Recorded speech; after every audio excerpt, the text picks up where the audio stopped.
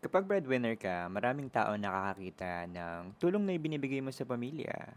Marami nakakakita how strong, how great you are, how good you are as a provider of the family.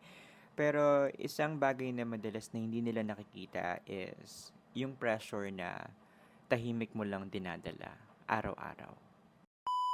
Kapag ikaw yung inaasahan ng pamilya, hindi ka pwedeng magkamali.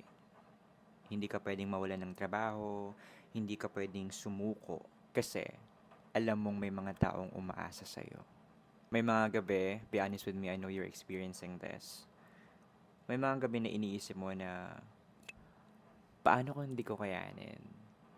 Paano kung dumating yung araw na hindi ko na maibigay yung mga pangangailangan nila? Pero kahit may mga ganong tanong sa isip mo, sinasabi mo pa rin sa sarili mo at the end of that conversation with yourself na kailangan ko pa rin maging matatag.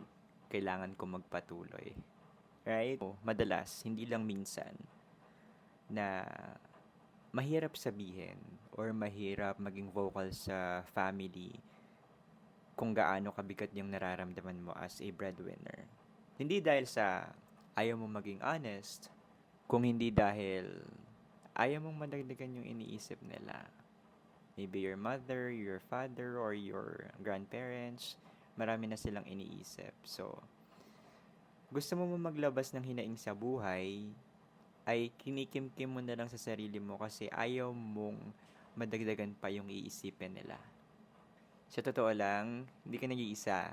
Maraming breadwinner na sinasarili na lang kung ano man yung nararamdaman nila.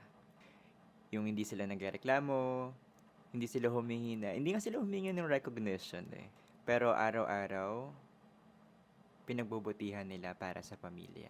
So, kung meron mang ultimate lesson na natutunan ko with that journey, with this journey, with experiencing those, strength is not about having no fear. It's about continuing even when you're afraid.